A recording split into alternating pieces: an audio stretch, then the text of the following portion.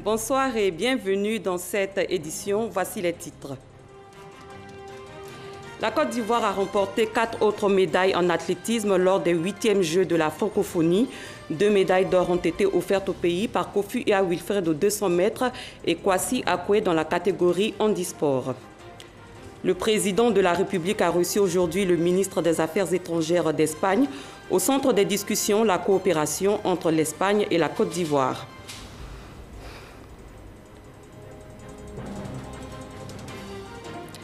La 10e édition du tournoi de football de la Fondation Children of Africa, dotée de la Coupe Dominique Ouattara, a été lancée aujourd'hui.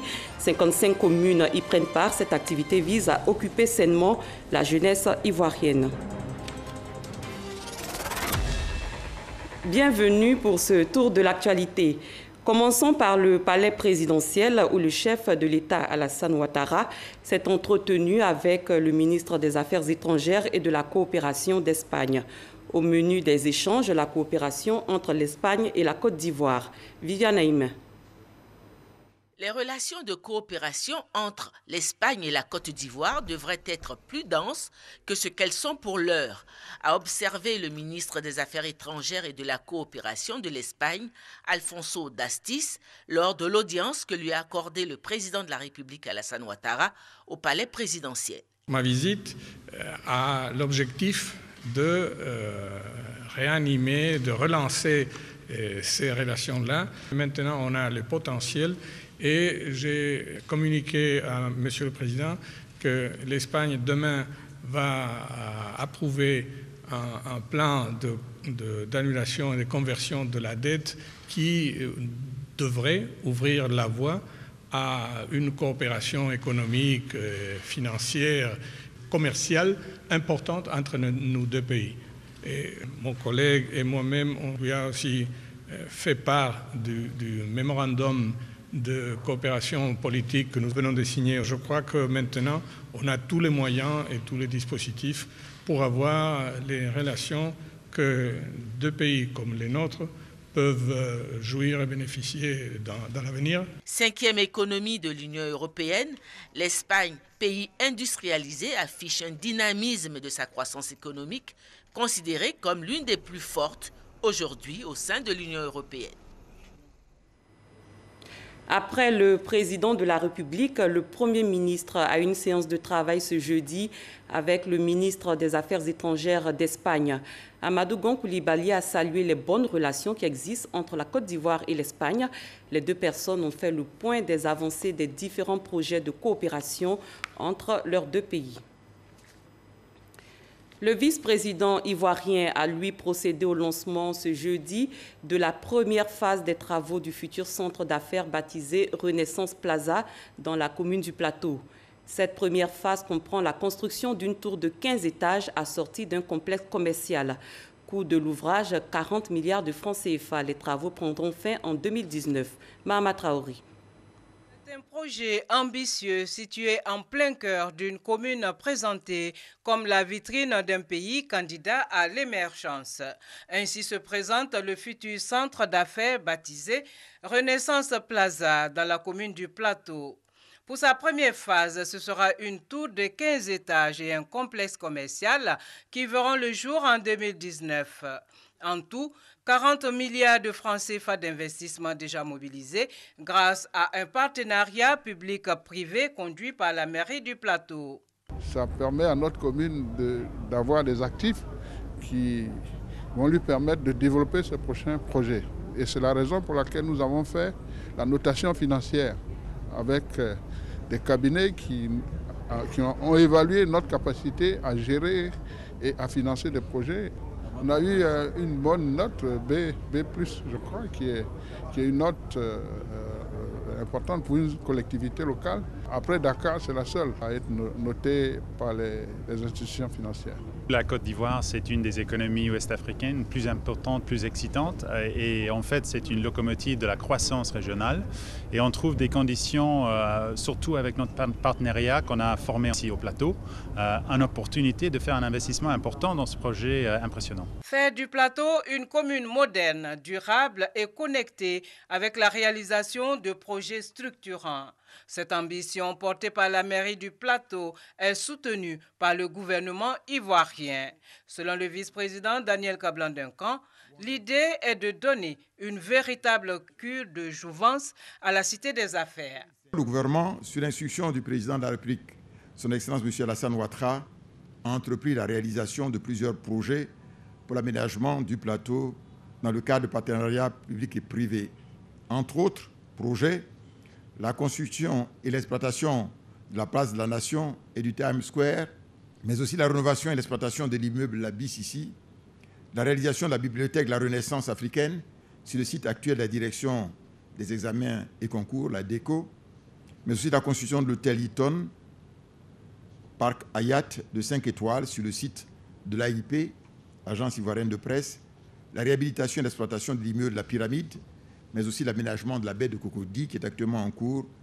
Il ne fait donc aucun doute que le futur centre d'affaires dont nous marquons aujourd'hui le go, donc le départ pour la réalisation, vient combler des besoins importants d'espace à usage de bureaux au plateau. Cette initiative novatrice pour les collectivités locales de notre pays s'inscrit dans le cadre d'un programme plus large de revitalisation du plateau. Elle contribuera non seulement à embellir la capitale économique de notre pays, mais également à créer 1000 emplois. Pour les prochaines phases, il est prévu la construction d'un complexe hôtelier de haut standing et d'un parking de 700 places. Chacun de ces ouvrages va coûter 15 milliards de francs CFA, soit un investissement global de 70 milliards de francs CFA pour la réalisation du centre d'affaires Renaissance Plaza. Ce reportage est signé Mahama Traoré et Awa Touré. On s'intéresse à nouveau aux activités du Premier ministre, ministre du Budget et du Portefeuille de l'État. Amadou Gon Coulibaly était mercredi à l'immeuble Siam au Plateau. Il a visité le nouveau secrétariat d'État en charge du budget et du portefeuille de l'État. Le chef du gouvernement a également partagé la vision du travail attendu. Alexis Ouetraogo. Immeuble Siam au Plateau, 16h ce mercredi. Le Premier ministre, ministre du Budget et du Portefeuille de l'État, Amadou Gon Coulibaly, visite le secrétariat d'État sous sa tutelle. Le chef du gouvernement veut insuffler la dynamique d'un travail structuré et efficace au service des populations.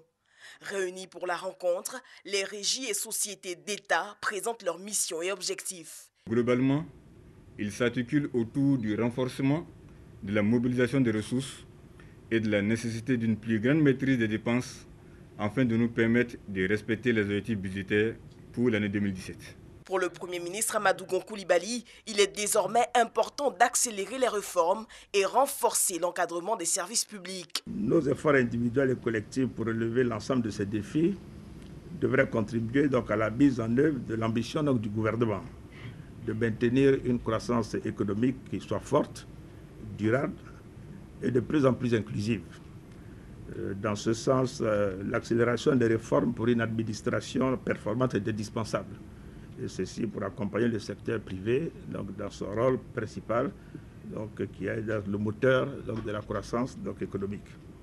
Amadou Gon Coulibaly a invité chacun des acteurs du milieu à faire bloc autour du président Alassane Ouattara pour qu'aboutisse sa vision de développement pour la Côte d'Ivoire. En défense, 378 sous-officiers de l'école de gendarmerie de Torogué ont effectué aujourd'hui leur sortie officielle de fin de formation. La double cérémonie de baptême de promotion et de prestation de serment a enregistré la présence du ministre d'État, ministre de la Défense Ahmed Bakayoko. Parmi les sous-officiers de la promotion figurent 16 filles. Elles ont suivi avec abnégation et courage la formation aux côtés des garçons. Jusque-là réservée aux hommes, la gendarmerie nationale est ouverte aux filles depuis 2015. Nous vous ferons le point complet de cet événement dans nos prochaines éditions. Comment booster les performances économiques de l'Afrique et assurer sa croissance? La question est évoquée dans le manuel Making Africa Work, écrit par 4 acteurs, dont l'ancien président nigérien Olusegun Obasanjo. Ce livre a été présenté aujourd'hui au plateau. Jean-Louis Gbangbo. Composé de 11 chapitres, Making Africa Work ou l'Afrique en marche est un guide pratique pour les gouvernants. Ce qu'on appelle best practice en anglais a aussi le potentiel de jouer un rôle majeur dans la pratique des gouvernements en Afrique de l'Ouest. Ce livre s'adresse maintenant aux leaders politiques et aux leaders économiques. Greg Mills, Jeffrey Hebbs, Dickie Davis et Olusegun Obasanjo sont les auteurs de ces livres qui présentent les stratégies qui ont réussi ailleurs afin que les leaders africains s'en inspirent pour réduire la pauvreté sur leur continent. Il y a une nécessité de passer à l'action. Et l'Afrique aujourd'hui n'est pas au stade où elle est. Et c'est l'une des raisons pour lesquelles nous avons décidé de compiler ces bonnes pratiques et d'en faire un livre. Représentant le président de la République Alassane Ouattara à cette cérémonie, le ministre de la Culture et de la Francophonie souhaite que toutes les couches de la société ivoirienne s'approprient ce livre. Nous souhaitons que ce livre, qui est un manuel pédagogique pour que l'Afrique aille mieux, soit lu par tous les leaders. Il a été dit que quand on veut cacher un secret aux Noirs et aux Africains, il faut le mettre dans un livre. J'espère que les Noirs et les Africains découvriront ce secret qui est caché dans ce livre. La cérémonie de présentation a été également l'occasion pour les auteurs d'échanger avec le public. Un public qui accueille avec beaucoup d'optimisme la sortie de cet ouvrage. Au-delà du livre, c'est une manière, c'est un processus, c'est une démarche scientifique, une démarche assez précise pour sortir de la léthargie dans laquelle baigne l'Afrique. Après le Bénin, la Côte d'Ivoire est le deuxième pays en Afrique francophone à accueillir les auteurs de Making Africa Work qui vont sillonner le continent pour présenter cet ouvrage. Le coup d'envoi de la 10e édition du tournoi de football de la Fondation Children of Africa, dotée de la Coupe Dominique Ouattara, a été donné aujourd'hui. 55 communes sont concernées. Cet événement permet d'occuper sainement les jeunes au cours des vacances et de faire d'eux de véritables relèves du football ivoirien, nous dit Thomas Guessambi. La présentation des trophées, ballons et autres jeux de maillot. Des compétiteurs au regard plein de désir portés sur ces récompenses, des invités de la Fondation Children of Africa qui répondent présents. Bref, tout était réuni ce 27 juillet pour lancer en fanfare la 10e édition de ce qui est désormais une institution, le tournoi de football de la Fondation Children of Africa, doté de la Coupe Dominique Ouattara, première dame de Côte d'Ivoire. Et les privilégiés de ce rendez-vous, ce sont bien ses enfants. Maman Dominique Ouattara, merci de nous montrer par vos actions la voie du succès, tout en semant dans nos cœurs la joie. Mais aussi les maires des communes inscrites à cette édition. Le football fait rêver. Nos enfants, vos enfants, veulent tous devenir des Drogba Didier, des Yaya Touré.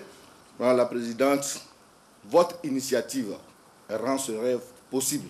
Sollicité en ces temps de 8e jeu de la francophonie, le ministre des Sports et des Loisirs a tenu à répondre présent lui aussi. Madame la Première Dame, mon souhait ultime, et je pense que c'est le vôtre aussi, c'est que tous les enfants du monde, et en particulier ceux d'Afrique, puissent être en bonne santé, qu'ils puissent avoir accès à la pratique des activités physiques et sportives, afin qu'ils puissent être la force de l'Afrique et de la Côte d'Ivoire. Merci Madame la Première Dame pour toutes vos actions. Comme l'excellence académique, le sport des jeunes, la relève de demain, fait aussi partie des missions, voire des préoccupations de la Fondation de la Première Dame de Côte d'Ivoire. Ce tournoi sera donc une occasion de rassembler sainement les différentes communautés autour de nos enfants. Mon souhait est qu'il se déroule dans un esprit de paix, de discipline, de partage et d'amour. Par ailleurs, je reste convaincue qu'à travers cette compétition, de nombreux talents seront révélés à travers le pays pour être demain nos nouvelles stars internationales du football. Plus de 23 millions de francs CFA à gagner au bout du compte. Les couleurs de ce que sera cette 10e édition sur les différents terrains sont ainsi données dans le jardin du siège de la Fondation Children of Africa. À présent, l'attraction du moment, les 8e Jeux de la francophonie. Le ministre de la Communication, de la Poste et de l'économie numérique, Bruno Nabagné-Koné, a effectué une visite sur les différents sites qui accueillent les différentes disciplines en compétition.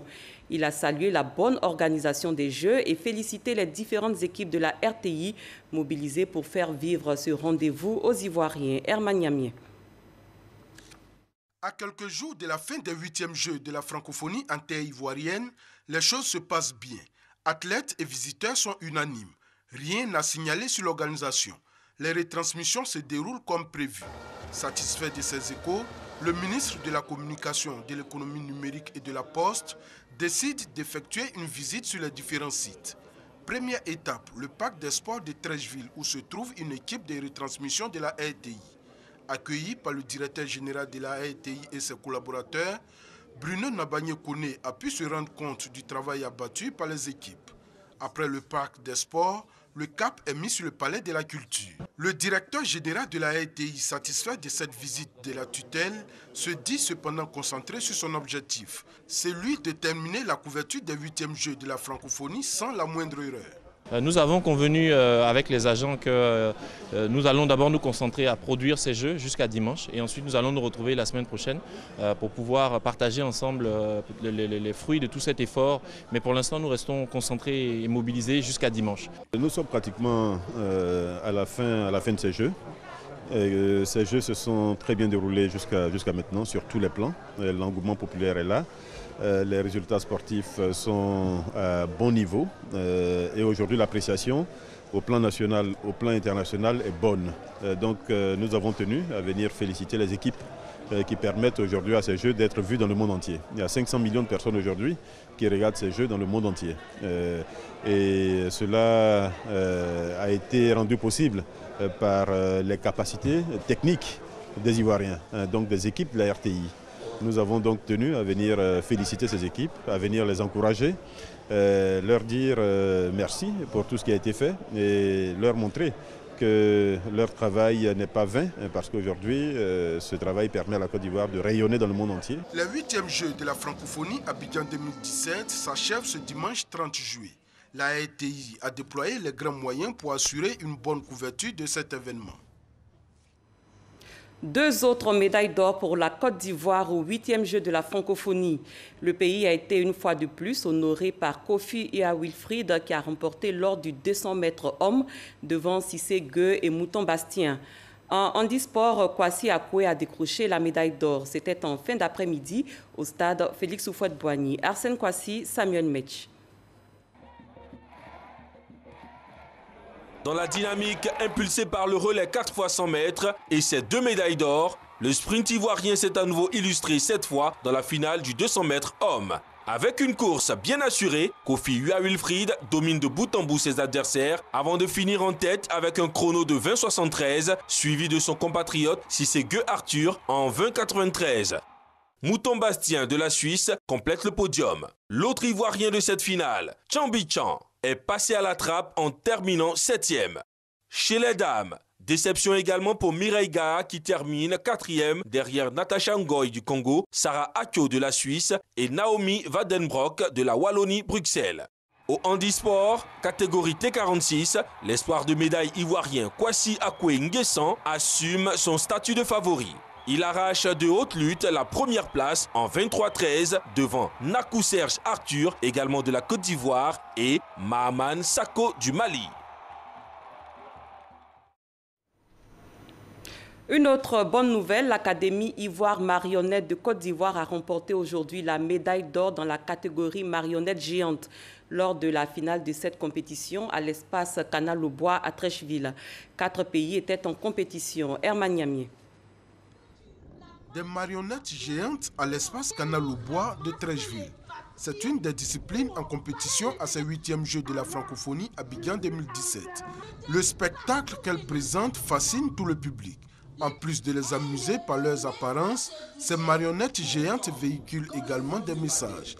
L'Académie Ivoire Marionnette de la Côte d'Ivoire a présenté une pièce dénommée La Boule Bleue. Une mise en scène qui n'a pas laissé le public indifférent. Ah, vous étiez ouvert et vous ne disiez rien. Qui laisse le monde en paix.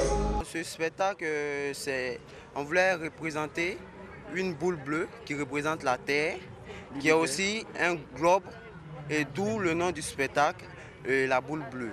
Et sur cette boule bleue, au départ, les hommes ne s'entendaient pas, ils se chamaillaient, et lassés de toutes ces chamailleries, et ces organes ont décidé de se réunir pour donner une langue à ces hommes, pour qu'il y ait la solidarité malgré les différences. L'Académie Ivoire Marionnette a été médaillée d'or au 7e jeu de la francophonie à Nice en 2013. Elle espère cette année encore rééditer cet exploit. Selon le fondateur de cette académie, ce métier nourrit son homme. Nous, on peut confirmer que ce métier nourrit son homme. L'art de la marionnette nourrit son homme. Aujourd'hui, nous, on s'habille en marionnette. Tout ce qu'on porte, c'est la marionnette qui nous donne. On a un véhicule, c'est la marionnette qui nous a fait avoir ça. Donc, cet art nourrit son homme. Outre l'Académie Ivoire Marionnette, étaient aussi en compétition la compagnie Mamessi du Cameroun, la compagnie Nama du Mali et le collectif Pi du Canada. C'était une adaptation de l'histoire de Pi, plus connue sous la traduction L'Odyssée de Pi. Peut-être vous avez vu le film, oui. Alors c'est un auteur canadien qui s'appelle Yann Martel. C'est son roman. Alors on est parti de ça pour adapter et en faire une courte pièce, le plus schématisé possible de cette histoire. Au résultat final, après le passage du groupe B le lendemain, c'est la Côte d'Ivoire qui remporte la médaille d'or avec l'Académie Ivoire Marionnette, comme elle l'a souhaité. Faisons à présent une incursion dans l'univers des artistes peintres des 8e Jeux de la francophonie. Ils étaient en compétition dans les locaux du Musée des civilisations au Plateau, mais notre reporter Francis Boifo s'est plutôt intéressé à la qualité des tableaux et le regard des visiteurs. Suivez son reportage. Un tour dans l'univers des artistes peintres des 8e Jeux de la francophonie, et voilà le décor qui s'offre à tout visiteur. Des tableaux colorés et des dessins pour exprimer ce qui est commun à tous les artistes peintres, c'est-à-dire la joie de donner sens et vie à de simples objets.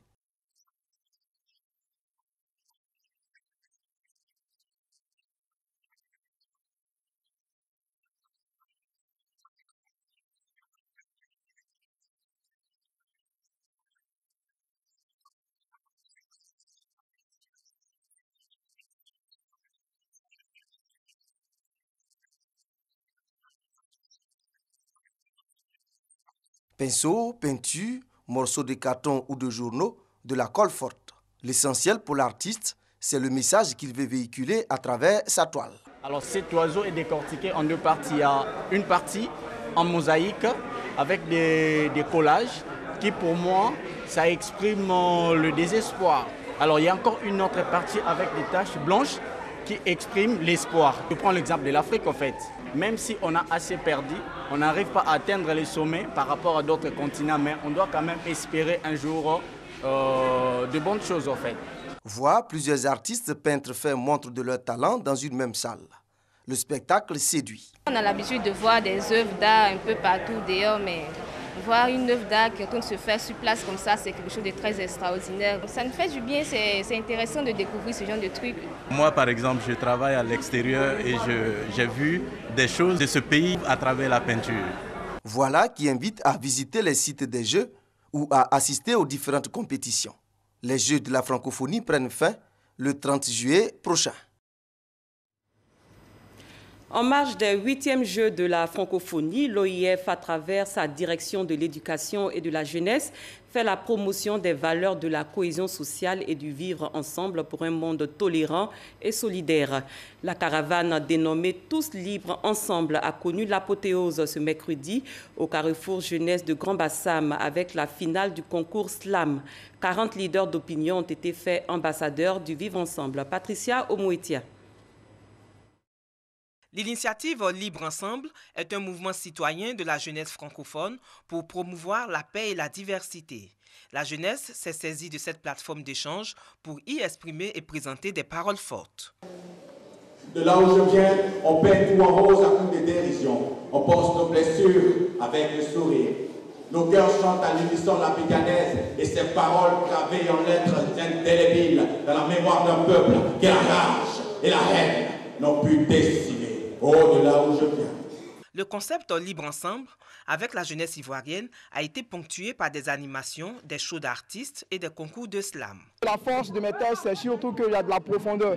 Moi, j'aime beaucoup rimer, mais par-dessus la rime, je pense que l'essentiel, c'est le texte, c'est le message. Et j'ai compris par mes expériences qu'il fallait quand même communier avec le public. Et aujourd'hui, j'ai essayé de le faire et Dieu merci, ça a marché. C'est dans ce cadre que l'OIF a attribué à 40 leaders d'opinion nationaux et internationaux les titres d'ambassadeurs Libre Ensemble.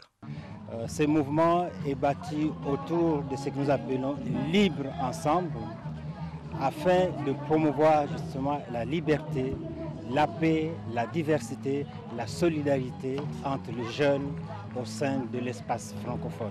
Ces ambassadeurs sont juste un échantillon de ce que nous souhaiterions que la Côte d'Ivoire soit. Une Côte d'Ivoire de paix, une Côte d'Ivoire du vivre ensemble, une Côte d'Ivoire où fasse bon vivre, où chacun joue son rôle d'acteur et d'artisan de paix. Une belle initiative qui a pour but de former les leaders d'organisations de jeunesse et de femmes en vue de faire d'eux des canaux de promotion. Nous, les syndicalistes comme les transporteurs, quand on dit la paix, c'est ça que nous souhaitons aujourd'hui dans le pays. Nous allons nous arranger à ce que la paix soit vraiment, c'est-à-dire que ça soit ancré dans l'esprit de chacun de nous. Je m'engage à respecter tous les engagements qui ont été cités justement dans la charte. En tant qu'ambassadrice, à ne promouvoir que la paix dans l'exercice de mon métier. Je suis très heureux de cette reconnaissance de l'OIF, Organisation internationale de la francophonie, parce qu'ils reconnaissent effectivement que notre action mène à la paix, mène au vivre ensemble, mène au libre ensemble, car sans la paix, on ne peut rien entreprendre. L'initiative Libre Ensemble a été lancée à Paris le 10 mars 2016. C'est une plateforme de promotion des valeurs de cohésion sociale initiée par l'Organisation internationale de la francophonie. Et sachez que les 8e Jeux de la francophonie se poursuivent. L'entrée sur les sites est gratuite depuis le début des compétitions. Je vous livre le programme des Jeux à l'affiche demain, vendredi 28 juillet.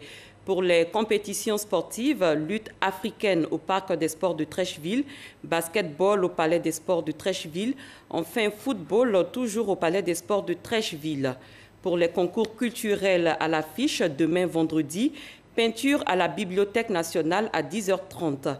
Chanson, la finale aura lieu à 20h à la salle Anoumambo du Palais de la Culture. Rendez-vous donc sur tous les sites pour vivre la francophonie. Je le rappelle, l'entrée est gratuite. Nous changeons de registre. Le ministère de la Salubrité, de l'Environnement et du Développement durable, en collaboration avec 55 ministères, a effectué ce matin une visite de terrain dans la commune d'Adjamé. Une action pour réorganiser l'activité commerciale et sensibiliser les populations au civisme. Grâce Kandou. Un plan d'urgence pour trouver des réponses définitives au désordre causé sur le boulevard Nangui-Abrogwa et à l'insalubrité dans la commune d'Adjamé. Pour relever ce challenge, 5 ministères se mobilisent autour de la ministre Anne-Désirée Ouloto. Ensemble et de manière concertée, ils comptent résoudre cette problématique, d'où cette visite de terrain ce mercredi. Le boulevard Nangui-Abrogwa constitue pour nous une grande préoccupation. La difficulté pour les opérateurs d'enlever les déchets de façon régulière et de maintenir ce boulevard en état de propreté. L'agression quasi permanente des commerçants, le mauvais état de la voirie, tout cela crée des conditions assez particulières, au point où nous avons décidé d'agir avec tous les ministères concernés. Nous avons décidé aujourd'hui de faire une visite des lieux de façon à en tirer toutes les conséquences. L'idée ici, c'est d'apporter une réponse définitive et durable à la problématique donc de la fluidité de ce boulevard, aux questions également de sécurité des personnes, mais également à la propreté et à la qualité de nos ouvrages. Les déchets sur la chaussée créent des problèmes à la chaussée. Donc par endroits, on a vu que la chaussée est dégradée parce que les déchets sont sur la chaussée, ces déchets se décomposent et donc ça attaque le bitume. Et donc il faudrait qu'assez rapidement, en concertation avec Madame la ministre de la Salubrité et les autres collègues, nous allons prendre des dispositions pour que certaines voies puissent être dégagées pour permettre à la nature de faire son travail qui est donc de collecter les ordures. L'initiative est saluée par les autorités municipales. Toutes les questions posées ont eu des réponses. Toukouzou aux Alem est un village situé au sud-est de la Côte d'Ivoire dans le département de Grand Laou, un village dont la réputation a traversé les frontières ivoiriennes grâce au prophète Feu Papa Nouveau. Ces actions d'évangélisation et de développement ont fait de Toukouzou un village moderne. Cependant, quelques difficultés demeurent. Nous restons avec Grace Kando. Toukouzou aux Alem dans le département de Grand Laou. Natif de ce village, c'est ici que Feu le prophète à Papa Nouveau a commencé sa mission d'évangélisation en janvier 1937. En plus de sa mission prophétique, Papa Nouveau a été aussi le bâtisseur de ce village qui compte aujourd'hui plus de 6000 âmes. Pour pouvoir aider au développement, il a initié l'école. Il était le premier donc à demander à ce que tous les enfants soient scolarisés. Et les premiers enfants même étudiaient, on renversait les pirogues pour que ça leur serve de table. Ils étaient à genoux et ils étudiaient avec des enseignants recrutés par le prophète lui-même. Il les payait lui-même jusqu'à ce que l'État vienne donc prendre en main, je dirais, l'éducation. Et ici à Toukouzou, nous avons 3 grandes écoles primaires de 6 classes chacune. Et chaque instituteur donc a sa résidence. C'est-à-dire qu'il a fait école et résidence en un bloc. Et le même modèle a été réalisé au niveau de la santé. Vous avez un dispensaire, vous avez une maternité avec des résidences pour l'infirmier, pour la sage-femme. Des infrastructures éducatives construites sur fonds propres et qui ont permis de former de nombreux cadres aujourd'hui. Cependant, quelques difficultés sont relevées par les populations. Nous sommes entre la lagune et la mer. Nous voulons que vraiment le coin soit rembler, mettre du sable parce qu'il y a la boue de l'autre côté qui ne nous permet pas de cultiver. Nous voulons avoir le collège ici, nous voulons avoir un médecin à Toukouzou. Pour faire les dossiers, on doit aller à la haute ville. Pour aller à la haute ville, il faut faire le contour. Peut-être tu passes par ici, il faut traverser l'eau. Tu passes par ici, il faut traverser l'eau. Ou bien tu fais le tour, tu retournes jusqu'à Dabou pour aller à la haute ville. Pour soulager un tant soit peu les villageois de Toukouzou, le conseil régional des Grands Ponts a annoncé des projets qui verront le jour d'ici peu. Il s'agit notamment du collège de proximité, il s'agit aussi de la réhabilitation de tout ce qui est centre de santé, de l'amélioration des conditions des élèves de cette localité-là par la livraison de tables bancs et la réhabilitation d'un certain nombre d'infrastructures dans ce sens. On évalue justement cet investissement pour l'ensemble de ces projets à un peu plus de 500 millions de francs CFA sur notre budget 2017. Pour la mise en œuvre de ces projets, la présence d'autorités administratives est utile et nécessaire, d'où l'installation du premier sous-préfet de la sous-préfecture de Toukouzou.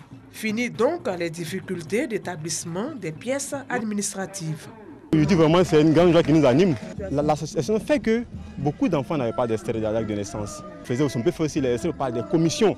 Quand on donne de l'argent à des gens, pour des individus pour aller faire les extraits, on arrive. Souvent ça ne vient pas à temps. Les cadres de Toukouzou affichent leur volonté d'accompagner ce nouveau représentant de l'État dans sa mission, une première dans l'histoire de ce village. La population de Toukouzou, par ma voix, voudrais vous donner l'assurance que vous êtes ici chez vous, chargé d'impulser et de coordonner toutes les actions de développement, mais également de maintenir la cohésion sociale dans votre circonscription. Vous trouverez une oreille attentive et une disponibilité constante auprès des chefs de village. En gardant un contact régulier avec tous les cadres, vous aurez également un soutien déterminant pour la réussite de vos activités. Pour toujours perpétuer la mission du prophète à Papa Nouveau, Toukouzou s'apprête à célébrer les 80 ans de l'église le dimanche 30 juillet prochain.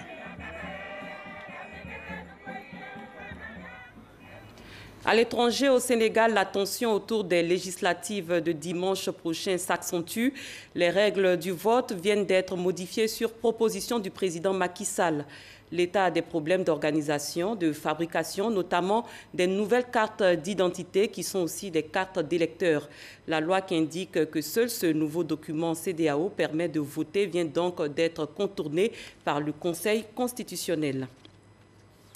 La tension continue de monter également au Venezuela, où l'opposition a entamé aujourd'hui sa deuxième journée de grève générale après de violents affrontements qui ont fait 3 morts la veille, à 3 jours de l'élection d'une assemblée constituante très contestée. Les anti-chavistes tentent à tout prix d'empêcher la désignation dimanche des 545 membres de cette assemblée constituante voulue par le président Nicolás Maduro pour réécrire la constitution à son avantage. 106 personnes ont trouvé la mort depuis le début de la vague de manifestations contre le président Maduro début avril. Des centaines d'autres ont été interpellés lors des protestations. Ainsi s'achève cette édition. Merci de votre fidélité. Excellente fin de soirée sur RTI 1.